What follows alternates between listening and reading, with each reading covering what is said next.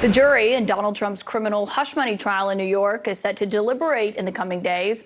There was one revelation from that trial confirming something that was incredible that happened during the 2016 election. Trump's fixer, an attorney at the time, was working with a tabloid magazine and its king to pump out negative stories targeting his Republican opponents.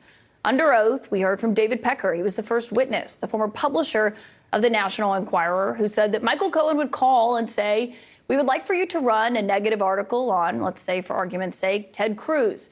Then he would send me, he being Michael Cohen, send me information about Ted Cruz or Ben Carson or Marco Rubio. That was the basis of our story, and then we would embellish it from there. That means that Senator Ted Cruz was right when he said this as a candidate in 2016. The National Enquirer. The CEO of the National Enquirer is an individual named David Pecker. Well, David is good friends with Donald Trump. They have a friendship that goes back for many years. This has no business in politics. This doesn't belong.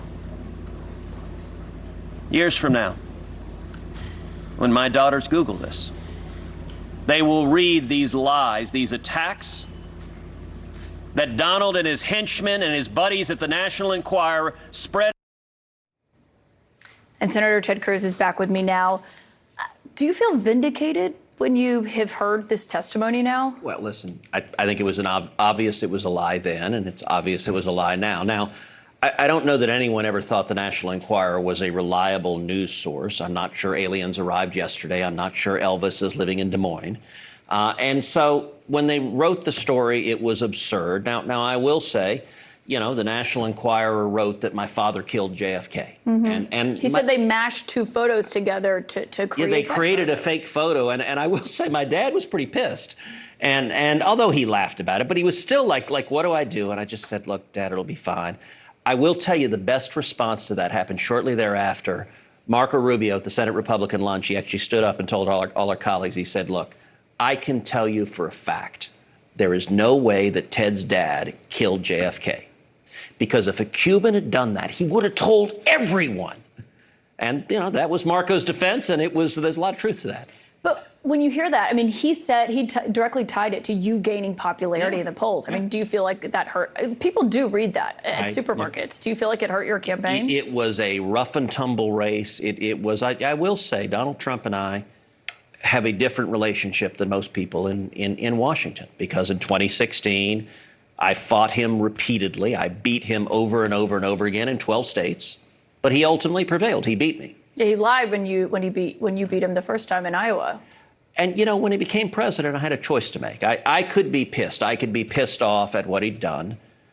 But if I was going to do that, he'd just been elected president. I got a job. I got a job to represent 30 million Texans. And frankly, if I was going to let my hurt feelings make me say, I'm not going to work with you, I needed to be prepared to resign my job and go home. And I made a decision then. I said, listen, I'm going to go represent 30 million Texans. I'm going to fight. I got on a plane. I flew to Trump Tower. I sat down with him, spent 4.5 hours. This is the week after the general election in 2016. And what I told him then, I said, Mr. President, we have an historic situation. The voters have given us control of the White House and both houses of Congress. We can't waste this. And I told him then, I said, listen, I want to roll up my sleeves and go to work and lead the effort to deliver on our promises. And as I look back to the Trump presidency, I think we accomplished incredible victories for the American people. But this moment, what you said there, you know, you talked about your family. They targeted not just your dad, but also your wife. And I think a lot of people sitting at home would say, well, that's pretty cynical. I mean, this is someone who attacked your own members of your family. And what we learned from this testimony is that not only did Donald Trump know about it, he coordinated it. Look, I understand, but I knew then it was lies. It was lies then. It's lies now. But you didn't know Donald Trump himself was coordinating it. Of course I did. I said he did. It was obvious. And at the end of the day, I'm a big boy. And as I said, I could have made a choice. Listen, if I were a private citizen, I could decide my feelings are hurt and I'm just going to leave. But if I do that, I can't do my job. And I care about my job. And I will say, if you look at the people of Texas, under almost any measure, the people of Texas were much, much better when Trump was president than compared to now. You look at, we passed an historic tax cut. I worked very hard with him on that. It produced incredible economic prosperity. We had the lowest unemployment rate in 50 years. But do you think of the tactics that he used to get where he was? I don't like him. I can't stand him. Do you think he would have been the nominee had he not done stuff like that? I don't know. I think Donald Trump is a unique character in American history. There are things he says and does that I like. There are things he says and does that I don't like. I'll tell you what millions of Americans love about him is that he's got backbones and guts, and that he's willing to stand and fight, and that matters. And we talk to voters all the time about this, but at the time, I mean, it was 8 years ago, but it wasn't that long ago. You were both adults then, and you said that Trump didn't know the difference between truth and lies, that he lies practically every word that comes out of his mouth, and you said it was straight out of a psychology textbook, that his response to an accusation is to accuse everyone else of lying. I mean, do you feel differently now?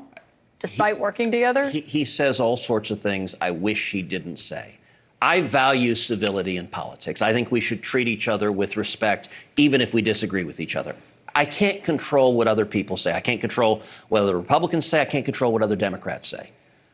I can say that the people of Texas were a lot better when the border was secure. And under Donald Trump, we had the most secure border, the lowest rate of illegal immigration in 45 years than they are right now with an invasion at our southern border. We talked about immigration last night. We had Senator James Lankford on the program. Obviously, he crafted the bill that Trump sank that would have helped with a lot of those problems, according to James Lankford. So it wouldn't. It was a terrible bill. Well, James Lankford disagreed. We talked about that criticism. Well, he's going to vote no on it tomorrow. On Nikki Haley and what you heard from her. Yeah, we talked about that.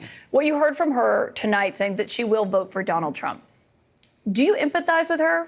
She's in a similar position to you. Look, I understand that journey, and I was in that position. Now, she didn't win any states, but she was the last person standing.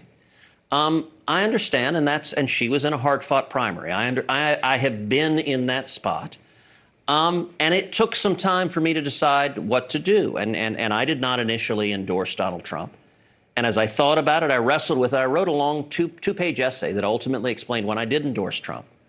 And I said at the time, I said, listen, I'm not sure what Trump will do in office. I don't know if he'll be a conservative or not. But I know what Hillary's promising to do. And what she's promising to do, I think, would be really harmful. And so I'm going to make the decision to go with someone who is saying he will do good things.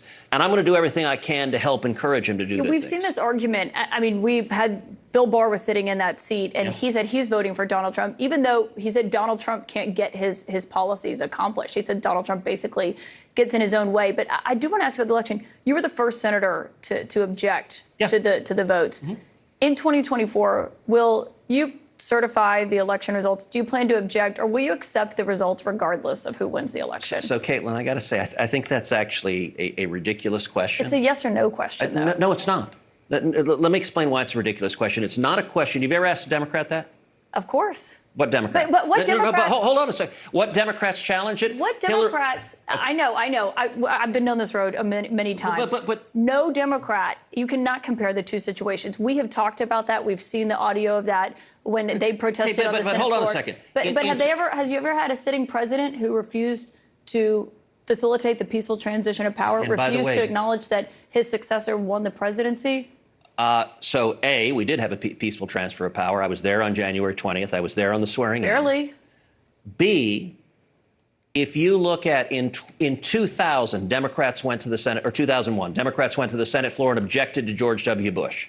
In 2004, they went and objected. And what did the president do? In 2016, Democrats went and objected to Donald Trump. And so... Look, and what happened in 2016? Because I remember a guy named Joe Biden was vice president, and he went to the Senate floor and certified the votes. So do you want... Am I wrong? So you're asking, will you promise no matter what to agree an election is illegitimate regardless of what happens? And that would be an absurd thing to claim. Like, we have an entire election law system that people challenge elections. Elections get overturned. Voter fraud gets proven. That happens all the time. And the media engages in this weird game post-Donald Trump that you insist no voter fraud has ever existed. Why does every state have laws in place to challenge voter fraud if it occurs? The media Why do you have election challenges? This isn't a game. There was no widespread voter fraud. You only ask Republicans that. Because it was Republicans who tried to block the transition of power.